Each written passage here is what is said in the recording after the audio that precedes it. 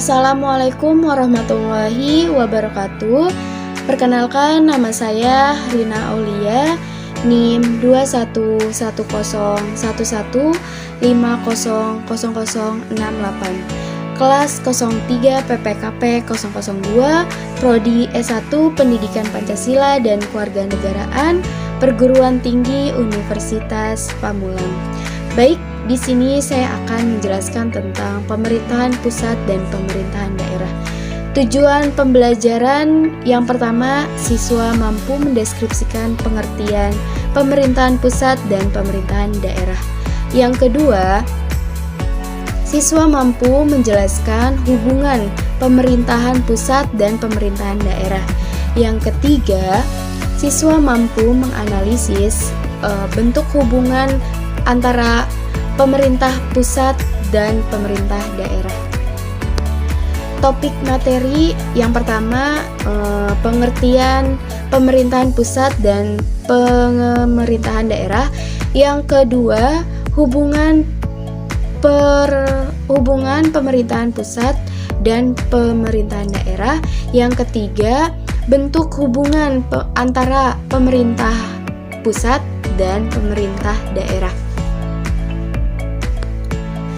Pemerintahan pusat adalah pemerintahan yang memegang kendali pusat atau menyeluruh dengan bagian-bagian wilayah pemerintahannya, dan pemerintahan daerah titik tujuan negara sebagaimana tercantum dalam alinea keempat pembukaan Undang-Undang Dasar Negara Republik Indonesia tahun 1945, yaitu melindungi segenap bangsa Indonesia dan seluruh tumpah darah Indonesia, dan untuk memajukan kesejahteraan umum, mencerdaskan kehidupan bangsa, dan ikut melaksanakan ketertiban dunia.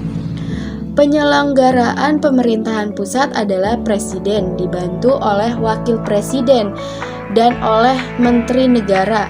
Titik dalam penyelenggaraan pemerintahan pusat menggunakan asas desentralisasi, tugas pembentukan dan dekonsentrasi sesuai dengan aturan perundang-undangan. Sedangkan pemerintahan daerah adalah penyelenggaraan urusan pemerintahan oleh pemerintah daerah dan DPR untuk asas otonomi dan tugas perbantuan dengan prinsip otonomi seluas-luasnya dalam sistem dan prinsip negara kesatuan Republik Indonesia sebagaimana dimaksud dalam Undang-Undang Dasar 1945.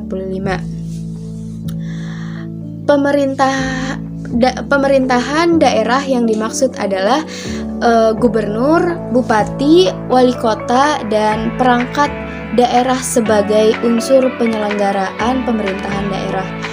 Otonomi daerah adalah hak, wewenang, dan kewajiban daerah otonom untuk mengatur dan mengurus sendiri urusan pemerintahan dan kepentingan masyarakat setempat sesuai dengan peraturan perundang-undangan. Yang kedua, tentang hubungan pemerintahan pusat dan pemerintahan daerah pada dasarnya sebagai berikut.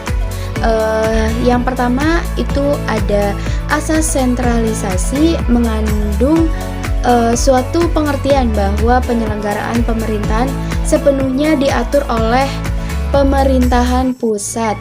Pemerintahan daerah hanya melaksanakan kebijakan-kebijakan yang telah digariskan oleh pemerintah pusat tanpa diberi kesempatan untuk mengembangkan diri. Urusan rumah tangga daerah sepenuhnya ditentukan oleh pemerintahan pusat. Yang kedua, asas desentralisasi merupakan penyerahan unsur pemerintah pusat kepada pemerintah daerah atau dari pemerintah daerah tingkat atasnya kepada daerah tingkat di bawahnya. Yang ketiga, asas Dekonsentrasi adalah pelimpahan wewenang pemerintah atau kepala instansi vertikal tingkat atasnya kepada pejabat penjagaan di daerah.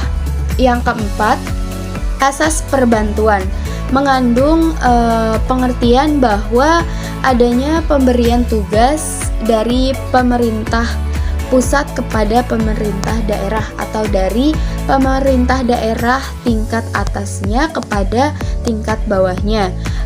Yang kelima, otonomi daerah merupakan perwujudan dari asas desentralisasi. Dengan diterapkannya asas desentralisasi, berarti daerah mempunyai hak untuk mengatur dan mengurus rumah tangganya sendiri. Lalu topik yang ketiga yaitu bentuk hubungan pemerintahan pusat dan pemerintahan daerah. Terbagi menjadi 3 bentuk hubungan antara pusat dan daerah. Yang pertama itu hubungan pusat dan daerah menurut dasar dekonsentrasi teritorial. Yang kedua, hubungan pusat dan daerah menurut otonomi teritorial. Yang ketiga, hubungan pusat dan daerah menurut dasar federal.